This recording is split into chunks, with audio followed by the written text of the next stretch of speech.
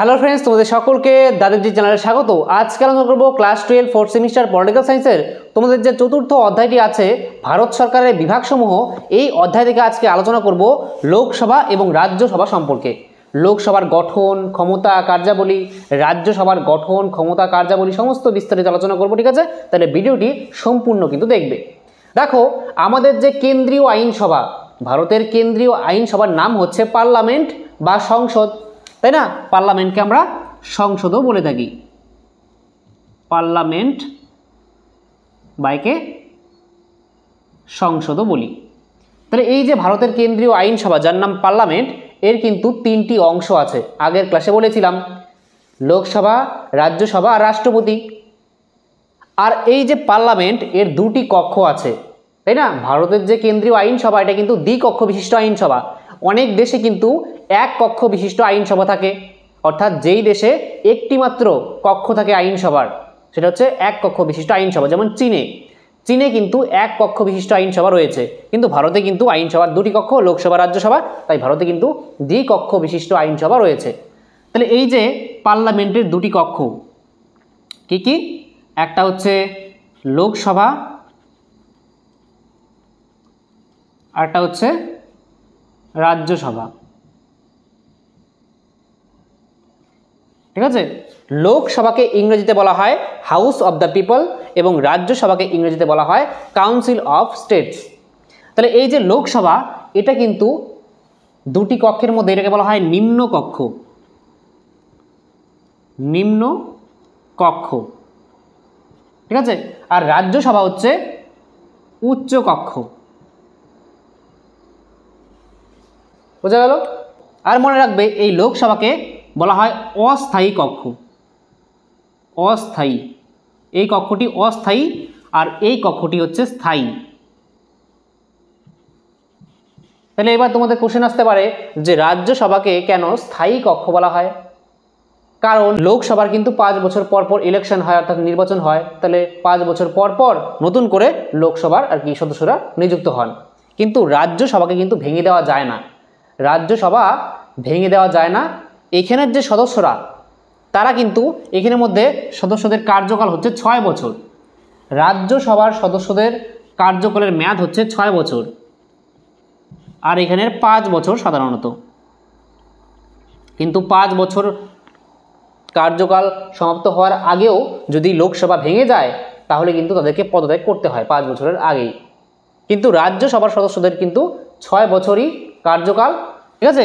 আর এই রাজ্যসভার যে সদস্যরা প্রত্যেক 2 বছর অন্তর অন্তর, প্রত্যেক 2 বছরে কিন্তু 1/3 সদস্য কিন্তু কি হয়, যে এই রাজ্যসভা থেকে অবসর গ্রহণ করেন এবং তাদের জায়গায় আরও 1/3 সদস্য নির্বাচিত হয়ে আসেন, ঠিক আছে? তাহলে রাজ্যসভাতে প্রত্যেক 2 বছর অন্তর অন্তর কি হয়, যে রাজ্যসভার যে সদস্য সংখ্যা আছে তার 1/3 সদস্য অবসর গ্রহণ করেন, ঠিক আছে? 6 বছর কমপ্লিট হয়ে যায় তাদের কার্যকাল এবং নতুন আরও 1/3 সদস্য আসেন, আর তাদের কার্যকাল কিন্তু 6 বছর। আর যেহেতু রাজ্যসভাকে ভেঙে দেওয়া যায় না, ঠিক আছে, রাজ্যসভা ধারাবাহিকভাবে তাদের কার্য সম্পাদন করতে থাকে, তার জন্য রাজ্যসভা হচ্ছে স্থায়ী কক্ষ আর লোকসভা হচ্ছে অস্থায়ী কক্ষ। এটা একটু মনে রাখবে। এবার দেখো, যেই লোকসভার সদস্য সংখ্যা কত আর রাজ্যসভার সদস্য সংখ্যা কত। দেখো, ভারতের যে সংবিধান আছে, সেই সংবিধানের মধ্যে লেখা আছে যে সর্বাধিক লোকসভাতে কতজন সদস্য থাকতে পারে। ভারতের সংবিধানে লেখা আছে সর্বাধিক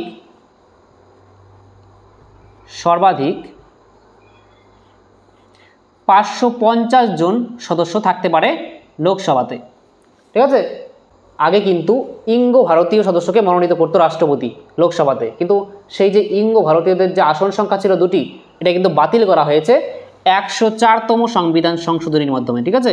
104তম সংবিধান সংশোধনীর মাধ্যমে 2 জন যে লোকসভার মধ্যে ইঙ্গো ভারতীয় সদস্যকে মনোনীত করতে পারতো রাষ্ট্রপতি, সেটা কিন্তু বাতিল করা হয়েছে। এর জন্য এখন 550 জন কিন্তু সর্বাধিক লোকসভাতে থাকতে পারে, এটা সংবিধানে লেখা আছে। কিন্তু বর্তমানে 550 জন কিন্তু লোকসভাতে নেই। কতজন আছে? আগের দিনও বলেছিলাম 543 জন আছে, তাই না? তাহলে এই যে 543 জন, এই 543 জনই কিন্তু নির্বাচিত সদস্য,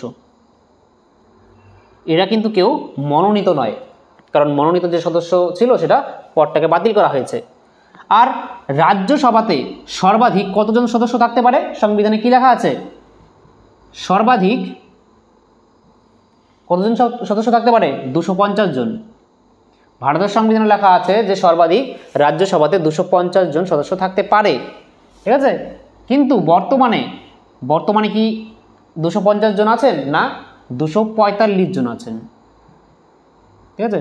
বর্তমানে রাজ্যসভায় 245 জন সদস্য আছেন, আর তার মধ্যে থেকে 233 জন হচ্ছে নির্বাচিত আর 12 জন হচ্ছে মনোনীত। 12 জন সদস্যকে কিন্তু রাষ্ট্রপতি মনোনীত করতে পারেন রাজ্যসভায়, মনে রাখবে। রাজ্যসভার মধ্যে 12 জন সদস্যকে রাষ্ট্রপতি মনোনীত করেন, আর বাকি যে 233 জন সদস্য তারা নির্বাচিত হয়ে আসেন। তাহলে এই যে 12 জন মনোনীত হন, কোন কোন ক্ষেত্র থেকে রাষ্ট্রপতি এই 12 জন সদস্যকে মনোনীত করতে পারেন? মনে রাখবে যে সাহিত্য, বিজ্ঞান, সমাজসেবা, চারুকলা, এই সমস্ত ক্ষেত্র থেকে যারা খুব উৎকৃষ্ট অবদান রেখেছে তাদেরকে কিন্তু রাষ্ট্রপতি রাজ্যসভার মধ্যে মনোনীত করতে পারেন। তাহলে কোন কোন ক্ষেত্রে? সাহিত্য, বিজ্ঞান, তারপরে সমাজসেবা, আর হচ্ছে চারুকলা, ঠিক আছে। লিটারেচার, সায়েন্স, সোশ্যাল সার্ভিস আর আর্ট, এই সমস্ত ক্ষেত্রে যারা খুব উৎকৃষ্ট অবদান রেখেছেন তাদেরকেই কিন্তু রাষ্ট্রপতি রাজ্যসভাতে মনোনীত করতে পারেন, টোটাল 12 জনকে, এটা মনে রাখবে। তাহলে এই হয়ে গেল গঠন, ঠিক আছে। এখন যেটা আলোচনা করলাম এটা হচ্ছে গঠন, অর্থাৎ কম্পোজিশন। লোকসভার কম্পোজিশন কি? যে লোকসভাতে ভারতের সংবিধানে লেখা আছে যে 550 জন থাকতে পারেন, ঠিক আছে, কিন্তু বর্তমানে যে আছে সেটা 543 জন আছে। আর এই যে সদস্যরা ভারতের কোন জায়গা থেকে, কোন রাজ্য থেকে কতজন আসবেন সেটা নির্ভর করে সেই রাজ্যের জনসংখ্যার উপরে। যেই রাজ্যের জনসংখ্যা বেশি সেই রাজ্য থেকে বেশি এমপি আসবেন, অর্থাৎ বেশি সদস্য নির্বাচিত হবেন। যেমন উত্তরপ্রদেশ, ইউপি, উত্তরপ্রদেশে কিন্তু সর্বাধিক সংখ্যা আছে লোকসভার, সেটা হচ্ছে 81, অর্থাৎ 80, ঠিক আছে। উত্তরপ্রদেশে 80টি সিট আছে লোকসভার, কারণ উত্তরপ্রদেশে সর্বাধিক জনসংখ্যা আছে। তাহলে জনসংখ্যার ভিত্তিতে কিন্তু এই সিটগুলি বণ্টিত থাকে। রাজ্যসভাতেও সেম, যেই রাজ্যের মধ্যে সর্বাধিক জনসংখ্যা আছে যেমন উত্তরপ্রদেশ, সেই উত্তরপ্রদেশ থেকে কিন্তু সর্বাধিক সদস্য আছেন রাজ্যসভায়। এবার দেখো যে কোরাম, আরটা তোমাদের কথা মনে রাখতে হবে যে কোরাম কি? টুমার্কসের কোশ্চেন আসতে পারে যে কোরাম কি। দেখো, কোরাম হচ্ছে একটা ন্যূনতম সংখ্যা, ন্যূনতম উপস্থিতির সংখ্যা। কাদের উপস্থিতির সংখ্যা? যে লোকসভা আছে, রাজ্যসভা আছে, তাহলে এদের তো অধিবেশন বসে, তাই না? তাহলে সেই অধিবেশন চলার জন্য, অর্থাৎ সেই যে সভা, সেই সভার কার্যক্রম চলার জন্য কিন্তু একটা ন্যূনতম সেখানে আর কি সদস্যদের উপস্থিত থাকা প্রয়োজন। কত সদস্য উপস্থিত থাকা প্রয়োজন? মনে রাখবে 1/10, 1/10, ঠিক আছে। 1/10 অর্থাৎ 1/10। মোট সদস্যের 1/10 সদস্য যদি থাকে উপস্থিত লোকসভার ক্ষেত্রে, লোকসভার 543-এর 1/10 সদস্য যদি উপস্থিত থাকে লোকসভায়, তাহলে সেই সভা কাজ চলবে, না হলে কিন্তু কাজ চলবে না সেই সভার, ঠিক আছে। তাহলে পার্লামেন্টের উভয় কক্ষের, অর্থাৎ লোকসভা বা রাজ্যসভা, যেই কক্ষেরই সভা বসুক না কেন, সেই কক্ষের সদস্যদের থেকে 1/10 সদস্য যদি সেখানে উপস্থিত না থাকে তাহলে কিন্তু সভা চলবে না।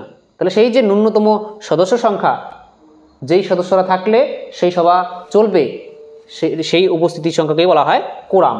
বোঝা গেল? তাহলে এটা বুঝলে কোরাম কি। এবার দেখো যে লোকসভার সদস্যরা কীভাবে নির্বাচিত হন।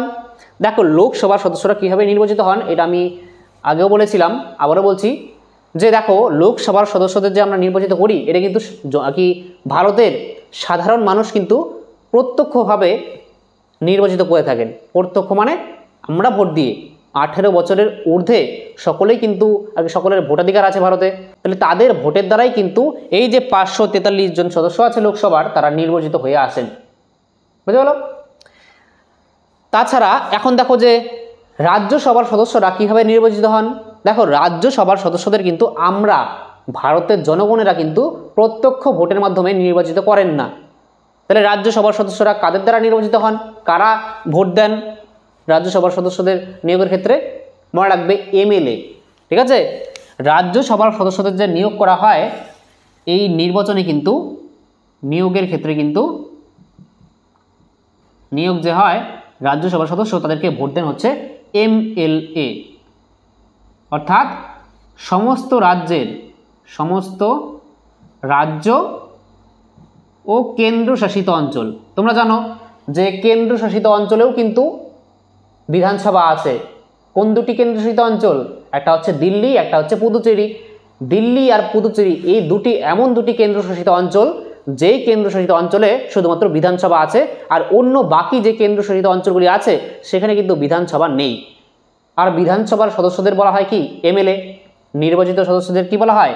তাহলে সেই যে বিধানসভা আর এই যে সমস্ত রাজ্যের বিধানসভা এবং কেন্দ্রশাসিত অঞ্চলের যে বিধানসভা তাদের যে নির্বাচিত সদস্য তাদের ভোটের মাধ্যমে কিন্তু এই রাজ্যসভার সদস্যরা নির্বাচিত হন। ঠিক আছে, তাহলে এমএলএ অর্থাৎ সমস্ত রাজ্য ও কেন্দ্রশাসিত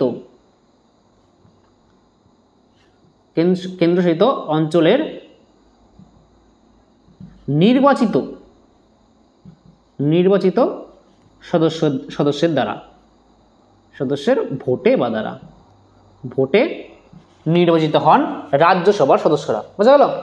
লোকসভা এটা প্রত্যক্ষ ভোটের মাধ্যমে জনগণরা ভোট দেয়, নির্বাচিত করেন। আর রাজ্যসভার সদস্যরা অর্থাৎ এখানে যে 245 জনের মধ্যে 12 জন তো মনোনীত করেন, তাদেরকে তো আমরা ভোট দিই না, রাষ্ট্রপতি মনোনীত করেন সাহিত্য, বিজ্ঞান, সমাজসেবা, চারুকলা থেকে।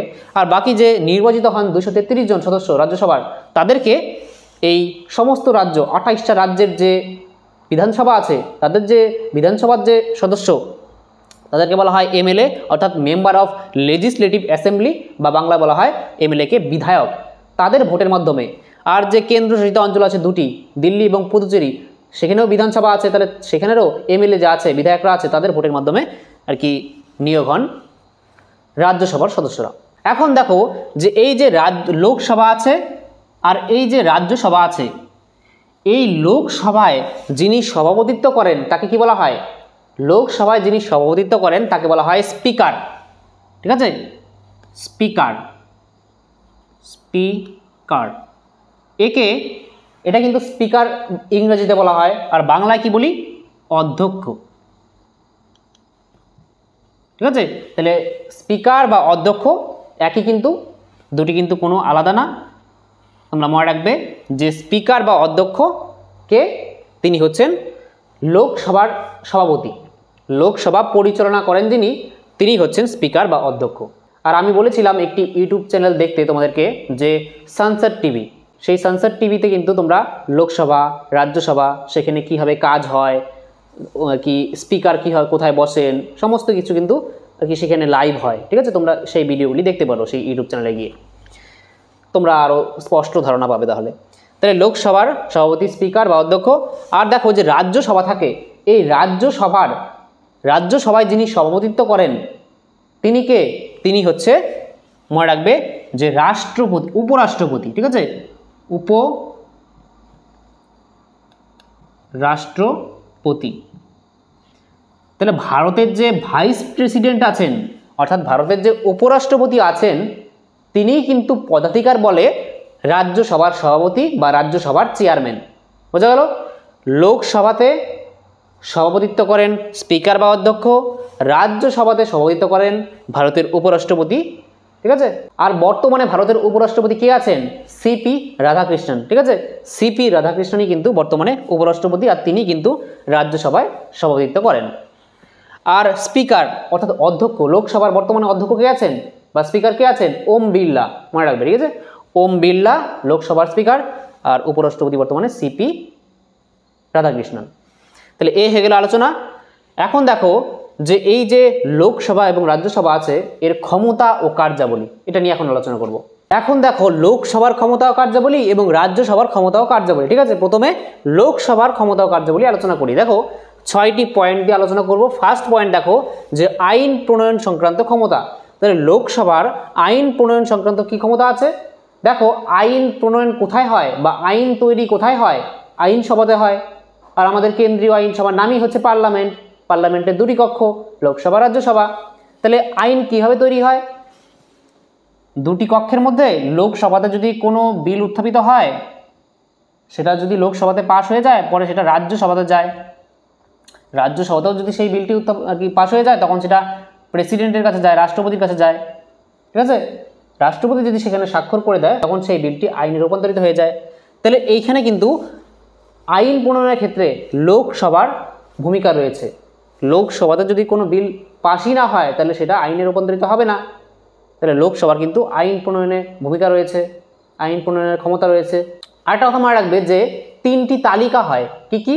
একটা ইউনিয়ন লিস্ট, একটা স্টেট লিস্ট, একটা কনকারেন্ট লিস্ট। অর্থাৎ একটা কেন্দ্র তালিকা, একটা রাজ্য তালিকা, একটা যুগ্ম তালিকা। ভারতের 7ম তপশিলে, ঠিক আছে, 7th শিডিউলে কিন্তু 3টি লিস্টের কথা উল্লেখ আছে, 3টি তালিকার উল্লেখ আছে।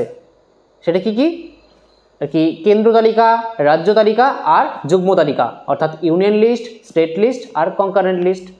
কেন্দ্র তালিকার মধ্যে 100টি বিষয় আছে, ঠিক আছে? কেন্দ্র তালিকাতে 100টি বিষয় আছে। রাজ্য তালিকাতে 61টি বিষয় আছে। আর যুগ্ম তালিকায় 52টি বিষয় আছে, ঠিক আছে? 100টি, 61টি আর 52টি। তাহলে কেন্দ্র তালিকায় যে 100টি বিষয় আছে, সেই বিষয়ে শুধুমাত্র যে কেন্দ্রের আইনসভা পার্লামেন্ট, সেই পার্লামেন্টই কিন্তু আইন প্রণয়ন করতে পারে। আর 61টি বিষয় যেটা রাজ্য তালিকার মধ্যে আছে, এই 61টি বিষয়ে কিন্তু শুধুমাত্র রাজ্যের যে আইনসভা আছে, বিধানসভা, সেই বিধানসভায় কিন্তু আইন প্রণয়ন করতে পারে এই 61টি বিষয়ে। আর যুগ্ম তালিকায় যে 52টি বিষয় আছে, সেখানে কিন্তু কেন্দ্র সরকার আর কি কেন্দ্রীয় আইনসভা এবং যে রাজ্যের আইনসভা থাকে, দুই মিলেই কিন্তু আইন প্রণয়ন করতে পারে এই 52টি বিষয়ে। যেমন একটি বিষয় হচ্ছে শিক্ষা, এডুকেশন। তাহলে এই শিক্ষা বিষয়ে কিন্তু কেন্দ্র এবং রাজ্য দুই মিলেই কিন্তু আইন প্রণয়ন করতে পারে। তাহলে এখানে কিন্তু কেন্দ্র তালিকাতে আইন প্রণয়নের ক্ষমতা আছে এই লোকসভার। নেক্সট হচ্ছে অর্থ সংক্রান্ত ক্ষমতা। দেখো অর্থ সংক্রান্ত ক্ষমতা কিন্তু লোকসভার রয়েছে, রাজ্যসভার কিন্তু অর্থ সংক্রান্ত অতটা ক্ষমতা নেই, ঠিক আছে? সীমিত ক্ষমতা, একদম ব্যাপক ক্ষমতা ভোগ করে এই লোকসভা অর্থ সংক্রান্ত। যেমন কোনো যদি অর্থ বিল, মানি বিল যদি উত্থাপিত হয়, সেটা কিন্তু কোনো মতোই রাজ্যসভাতে প্রথম উত্থাপন করা যাবে না। অর্থ বিল সবসময় প্রথমে কিন্তু এই লোকসভাতেই উত্থাপিত হয়। তাহলে লোকসভার এটা একটা ক্ষমতা, ঠিক আছে? যে কোনো অর্থ বিল কিন্তু সর্বদা প্রথমেই লোকসভাতেই উত্থাপিত করা যায়। বিভিন্ন যে কর, ট্যাক্স বসানো, ট্যাক্স কমানো, ঠিক আছে, নতুন করে ট্যাক্স চালু করা, তাহলে এই সমস্ত বিষয়ে যদি কোনো আইন তৈরি করতে হয়, তাহলে কিন্তু সেটা লোকসভাতেই প্রথমে উত্থাপন করতে হবে, ঠিক আছে? আর মনে রাখবে যে কোনো বিল অর্থ বিল কি না, সেটা কে সিদ্ধান্ত নেবে, ঠিক আছে? সর্বশেষ সিদ্ধান্ত কিন্তু লোকসভার যে স্পিকার আছে অর্থাৎ অধ্যক্ষ আছে, তিনি কিন্তু সর্বশেষ সিদ্ধান্ত নেবেন যে সেই বিলটি অর্থ বিল কি না। তার সিদ্ধান্তই শেষ কথা, ঠিক আছে? তাহলে অর্থ সংক্রান্ত কিন্তু ব্যাপক ক্ষমতা ভোগ করে কে? এই লোকসভা, এই কক্ষ। নেক্সট হচ্ছে যে নির্বাচন ও অপসারণ। যে লোকসভার নির্বাচনের ক্ষেত্রে ক্ষমতা আছে কি? যে রাষ্ট্রপতি নির্বাচনে, উপরাষ্ট্রপতি নির্বাচনে কিন্তু লোকসভার সদস্যরা পার্টিসিপেট করে, তাই না? লোকসভার যে সদস্যরা আছে এমপি, তারা কিন্তু রাষ্ট্রপতি এবং উপরাষ্ট্রপতি দুয়েরই যে নির্বাচন হয়, তখন কিন্তু তারা নির্বাচনে অংশগ্রহণ করেন, তাই না? রাজ্যসভার সদস্যরাও অংশগ্রহণ করেন, কিন্তু এখানে লোকসভাটা বলছি, তাই এটা শোনো যে লোকসভার সদস্যরা রাষ্ট্রপতি এবং উপরাষ্ট্রপতি নির্বাচনে কিন্তু অংশগ্রহণ করে থাকেন। তাহলে নিয়োগের ক্ষেত্রে বা নির্বাচনের ক্ষেত্রে ভূমিকা আছে লোকসভার। নেক্সট হচ্ছে অপসারণ। অপসারণ কীভাবে করতে পারে? রাষ্ট্রপতি, ঠিক আছে, কোনো যদি সংবিধান ভঙ্গের অপরাধে কিন্তু রাষ্ট্রপতিকে বা উপরাষ্ট্রপতিকে তার পদ থেকে সরানোর জন্য কিন্তু লোকসভাতে প্রস্তাব গ্রহণ করা যায়। তাহলে এটা একটা অপসারণের ক্ষমতা। তাছাড়া সুপ্রিম কোর্ট, হাইকোর্টের যে বিচারপতি থাকে এবং যে ভারতের যে নির্বাচন কমিশন আছে, হ্যাঁ, মুখ্য নির্বাচন কমিশনার, তাকে, তারপরে CAG controller and auditor general of India, তাকে, এই যে উচ্চ পদস্থ ব্যক্তিরা আছে তাদেরকে কিন্তু তাদের পদ থেকে সরানোর প্রস্তাব কিন্তু লোকসভাতে উত্থাপন করা যায়। তাহলে অপসারণের ক্ষেত্রেও কিন্তু লোকসভার ভূমিকা আছে এবং নিয়োগের ক্ষেত্রেও অর্থাৎ নির্বাচনের ক্ষেত্রেও কিন্তু লোকসভার ক্ষমতা রয়েছে। নেক্সট দেখো যে সংবিধান সংশোধন সংক্রান্ত ক্ষমতা। সংবিধান সংশোধন মানে কি? সংবিধান কাকে বলা হয়? একটা দেশকে পরিচালনা করার জন্য যে আইনের নথি সেটাকেই বলা হয় সংবিধান, তাই না? প্রত্যেক দেশের সংবিধান রয়েছে, অর্থাৎ সেই সংবিধান অনুযায়ী সেই দেশটা পরিচালিত হয়।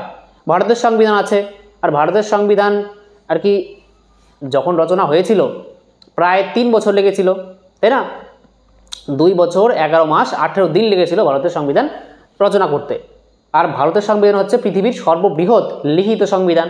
তাহলে এমন প্রত্যেক দেশেরই সংবিধান আছে, তাহলে সেই সংবিধানের মধ্যে যদি কোনো চেঞ্জ করতে হয়, পরিবর্তন করতে হয়, আর ভারতের সংবিধানে চেঞ্জ করা মানে প্রত্যেক দেশেই সংবিধানে কিন্তু চেঞ্জ করতে হয়ই, কারণ সময়ের সঙ্গে সঙ্গে কিন্তু অনেক নতুন নতুন বিষয় আসছে।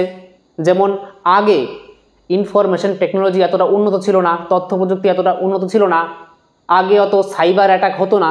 এখন বর্তমানে যে ডেটা, সাইবার সিকিউরিটি, এগুলি কিন্তু নতুন নতুন বিষয় আসছে। তাহলে মানুষের সাইবার আর কি মানুষের যে ডেটা সেটা সংরক্ষিত করার জন্য এমন অনেক বিল অর্থাৎ আইন কিন্তু রূপায়িত হয় আইনসভায়। তাহলে এমন সংবিধানের মধ্যে নতুন আইন যুক্ত করার জন্য অর্থাৎ ভারতের সংবিধান যদি পরিবর্তন করতে হয়, কিছু সংশোধন করতে হয় সংবিধানে, তখন কিন্তু সংবিধান সংশোধন করতে হয়। আর ভারতের সংবিধান যদি সংশোধন করতে হয় সেই সংশোধনটা কে করে? এই দুটি কক্ষ মিলে করে, লোকসভা আর রাজ্যসভা। ঠিক আছে? সংবিধান সংশোধনের প্রস্তাব যে কোনো দুটি কক্ষের মধ্যে একটা কক্ষে উত্থাপন করা হলো, তারপরে যদি ধরো লোকসভার মধ্যে উত্থাপন করা হলো যে সংবিধানের এই আর্টিকেলে এই বিষয়টা চেঞ্জ করা হবে বা পরিবর্তন করা হবে, তাহলে লোকসভাতে যদি উত্থাপিত হয়, লোকসভাতে সেই পাস হয়ে গেল সংশোধনটা, তারপরে রাজ্যসভায় যাবে, রাজ্যসভাতেও যদি পাস হয়ে যায় রাষ্ট্রপতির কাছে যাবে, রাষ্ট্রপতি সাইন করবে, আইনে রূপান্তরিত হয়ে যাবে, অর্থাৎ সংবিধান সংশোধন হয়ে যাবে। তাহলে এটাই কিন্তু বলা হয়েছে যে সংবিধান সংশোধনের ক্ষেত্রে কিন্তু লোকসভার ক্ষমতা আছে। নেক্সট হচ্ছে নতুন রাজ্য গঠন ও রাজ্য পুনর্গঠন। দেখো ভারতের পার্লামেন্টের কাছে অর্থাৎ ভারতের যে কেন্দ্রীয় আইনসভা পার্লামেন্টের কাছে ক্ষমতা আছে যে ভারতের যে কোনো রাজ্যের নাম পরিবর্তন করা, রাজ্যকে একটা রাজ্য থেকে আরেকটি রাজ্য তৈরি করা, ঠিক আছে, একটা রাজ্যকে তার থেকে দুটি ভাগ করে আরেকটি রাজ্য তৈরি করে দেওয়া, সীমানা পুনর্নির্ধারণ করা। তাহলে এই যে রাজ্যের পুনর্গঠন, এই বিষয়ে কিন্তু লোকসভার ক্ষমতা রয়েছে। ঠিক আছে? নেক্সট হচ্ছে যে জরুরি অবস্থা সংক্রান্ত ক্ষমতা। তাহলে জরুরি অবস্থা সংক্রান্ত ক্ষমতা কিন্তু রাজ্যসভা এবং লোকসভা দুইয়েরই আছে। এখানেও আলোচনা করব একই পয়েন্ট। হ্যাঁ, জরুরি অবস্থা সংক্রান্ত ক্ষমতা অর্থাৎ জরুরি অবস্থা মানে রাষ্ট্রপতি কিন্তু 3 ধরনের জরুরি অবস্থা জারি করতে পারেন। কি? একটা হচ্ছে জাতীয় জরুরি অবস্থা, একটা ন্যাশনাল ইমার্জেন্সি, একটা রাজ্যে অচলাবস্থা জনিত জরুরি অবস্থা, আর একটা হচ্ছে আর্থিক জরুরি অবস্থা। এই 3 ধরনের জরুরি অবস্থা কিন্তু রাষ্ট্রপতি জারি করতে পারেন। তাই তো? কত নম্বর আর্টিকেলের দ্বারা? 352, 356 আর 360, এই 3টি আর্টিকেল, তাই না? 352তে জাতীয় জরুরি অবস্থা, 356তে রাজ্যে অচলাবস্থাজনিত জরুরি অবস্থা, আর 360-এ আর্থিক জরুরি অবস্থা। তাহলে এই 3 প্রকার জরুরি অবস্থা জারি করতে গেলে কিন্তু লোকসভার ভূমিকা আছে। এখানে জারি হয়ে গেল, জারি করে দিল রাষ্ট্রপতি, কিন্তু সেখানে কিন্তু লোকসভার অনুমোদন প্রয়োজন। লোকসভা যদি বাতিল করে দেয় বা লোকসভা যদি এমন একটা প্রস্তাব গ্রহণ করে যে না এই জরুরি অবস্থাকে এখন বাতিল করা হবে, তাহলে কিন্তু সেই বাতিল হয়ে যাবে সেই জরুরি অবস্থা। ঠিক আছে?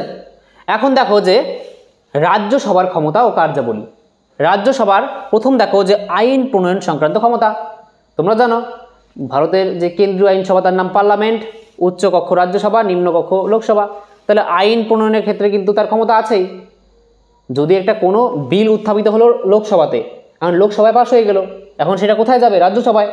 রাজ্যসভায় যদি সেটা পাস না হয় তাহলে তো আইনে রূপান্তরিতই হবে না, তাই না? তাহলে রাজ্যসভারও কিন্তু ভূমিকা আছে আইন প্রণয়নে। তাহলে আইন প্রণয়নের ক্ষেত্রে কিন্তু রাজ্যসভারও ভূমিকা আছে, এটা মনে রাখবে। নেক্সট হচ্ছে নির্বাচন ও অপসারণ সংক্রান্ত ক্ষমতা। তাহলে রাজ্যসভারও কিন্তু নির্বাচনে, যেমন উপরাষ্ট্রপতি, রাষ্ট্রপতি নির্বাচন বললাম, সেম পয়েন্ট। হ্যাঁ, তোমরা যদি একটা নোট শেখো, দ্বিতীয় নোটটি কিন্তু এই নোটটা শিখলে এই নোটটা কিন্তু আপনা আপনি সহজেই শেখা হয়ে যাবে। ঠিক আছে? তাহলে নির্বাচনের ক্ষেত্রে যেমন রাষ্ট্রপতি উপরাষ্ট্রপতি নির্বাচনে কিন্তু লোকসভার সদস্য আবার রাজ্যসভার সদস্য দুই কক্ষের সদস্যই কিন্তু নির্বাচনে অংশগ্রহণ করে। তারপরে অপসারণ, রাষ্ট্রপতি বা উপরাষ্ট্রপতি যদি সংবিধান ভঙ্গ করে সেই অপরাধে কিন্তু তাদেরকে সরানোর জন্য যে ইমপিচমেন্ট পদ্ধতি আছে, তোমরা জানো যে রাষ্ট্রপতি উপরাষ্ট্রপতিকে সরানোর জন্য তার পদ থেকে পদচ্যুত করার জন্য যে পদ্ধতি সেটা হচ্ছে ইমপিচমেন্ট পদ্ধতি।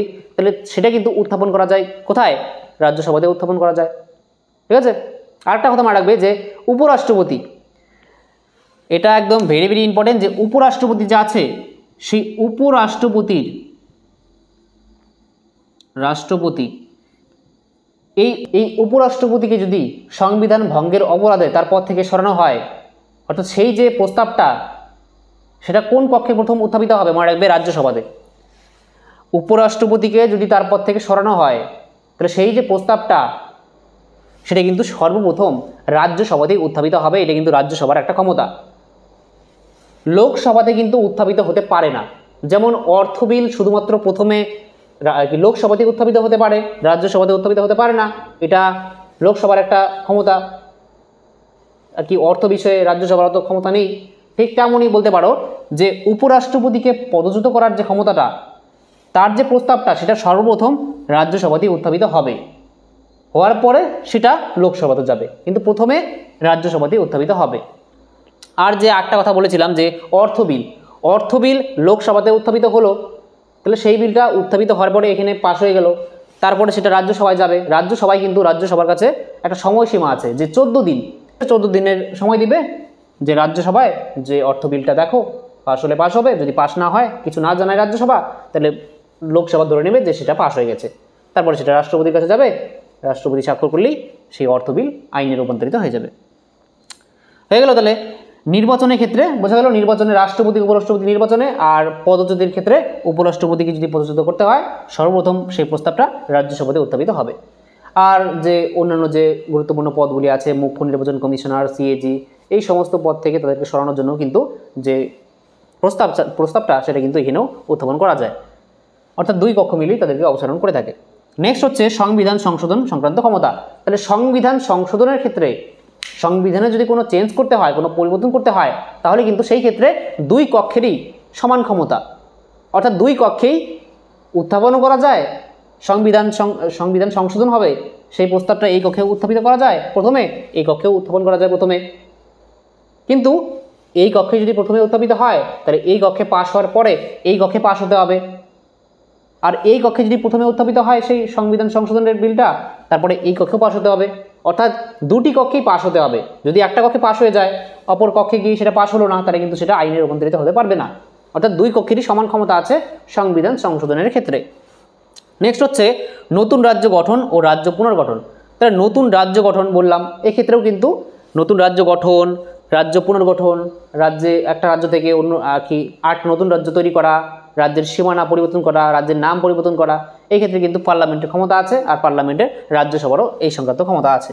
নেক্সট হচ্ছে রাজ্য তালিকাভুক্ত বিষয়ে আইন প্রণয়ন। এটা একটা গুরুত্বপূর্ণ। দেখো, রাজ্য তালিকাভুক্ত বিষয়ে আমি বললাম যে সপ্তম তপশিল, 7th যে শিডিউল আছে আমাদের ভারতের সংবিধানে, ঠিক আছে, সেই সপ্তম তপশিলে কিন্তু টোটাল এই যে 3টা তালিকা আছে, কেন্দ্র তালিকা, ইউনিয়ন লিস্ট, রাজ্য তালিকা, স্টেট লিস্ট, আর হচ্ছে যুগ্ম তালিকা অর্থাৎ কনকারেন্ট লিস্ট। তাহলে রাজ্য তালিকার মধ্যে যেই বিষয় আছে, কয়টি বিষয় আছে? 61টি। তাহলে এই বিষয়ে কিন্তু শুধুমাত্র রাজ্যের যে আইনসভা আছে অর্থাৎ বিধানসভা, সেই বিধানসভায় আইন প্রণয়ন করতে পারে। কিন্তু রাজ্যসভার এই ক্ষমতা আছে, সংবিধানে লেখা আছে যে যদি জাতীয় স্বার্থে, আমাদের দেশের জাতীয় স্বার্থে যদি প্রয়োজন হয় যে এই 61টি বিষয়ে অর্থাৎ রাজ্য তালিকাভুক্ত বিষয়ে আইন প্রণয়ন করা দরকার, তাহলে কিন্তু ভারতের যে পার্লামেন্ট আছে সেই পার্লামেন্ট কিন্তু এই রাজ্য তালিকাভুক্ত বিষয়ে আইন প্রণয়ন করতে পারে। কিন্তু রাজ্যসভার 2/3 সদস্যদের সমর্থন থাকতে হবে সেখানে। যদি রাজ্যসভার 2/3 সদস্য, 2/3 সদস্য যদি এই প্রস্তাব আনে যে জাতীয় স্বার্থে, ভারতের জাতীয় স্বার্থে রাজ্য তালিকাভুক্ত বিষয়ে আইন প্রণয়ন করা দরকার, তাহলে কিন্তু পার্লামেন্ট সেই আইন প্রণয়ন করতে পারে। নেক্সট হচ্ছে যে জরুরি অবস্থা সংক্রান্ত ক্ষমতা। বললামই জরুরি অবস্থা সংক্রান্ত ক্ষমতা কিন্তু রাজ্যসভা লোকসভার সমান। জরুরি অবস্থা জারি করার ক্ষেত্রে কিন্তু রাজ্যসভারও সমর্থন প্রয়োজন। রাজ্যসভায় যদি সেটা প্রত্যাখ্যান করে দেয় তাহলে কিন্তু সেই জরুরি অবস্থা জারি করা যাবে না। বোঝা গেল? তাহলে এই ছিল রাজ্যসভা আর লোকসভার ক্ষমতা ও কার্যাবলী। এটা একটু পড়ে রাখবে, এটা কিন্তু ইম্পর্টেন্ট, ঠিক আছে? তোমাদের পরীক্ষা আসতে পারে 6 মার্কসের জন্য, এই দুটি 6 মার্কসের। আর নেক্সট ক্লাসে আরেকটি গুরুত্বপূর্ণ কোশ্চেন আলোচনা করবো, ঠিক আছে? এই দুটি কোশ্চেন তো 6 মার্কসের গুরুত্বপূর্ণ, তাছাড়া পরের ক্লাসে যে আলোচনা করব যে লোকসভা এবং রাজ্যসভার মধ্যে যে সম্পর্ক তা আলোচনা করো। এটা কিন্তু 6 মার্কসের এবার তোমাদের 2026-এর জন্য ভেরি ভেরি ইম্পর্টেন্ট, ঠিক আছে? তাহলে লোকসভা রাজ্যসভার যে সম্পর্ক অর্থাৎ পার্লামেন্টের উভয় কক্ষের মধ্যে সম্পর্ক আলোচনা করো, এটা কিন্তু আসতে পারে পরীক্ষায়, ভেরি ভেরি ইম্পর্টেন্ট। এটা আমরা নেক্সট ক্লাসে আলোচনা করব। তাহলে আজকের ক্লাসটি তোমাদের কেমন লাগলো তোমরা কমেন্ট বক্সে আমাকে অবশ্যই লিখে জানাবে। আর ক্লাসটি যদি ভালো লাগে থাকে তাহলে অবশ্যই একটি লাইক করো, আর যারা চ্যানেলে নতুন তোমরা অবশ্যই চ্যানেলটি সাবস্ক্রাইব করে অল বেল আইকনে ক্লিক করে রাখো। তাহলে দেখা হচ্ছে নেক্সট ক্লাসে, ততক্ষণের জন্য বাই।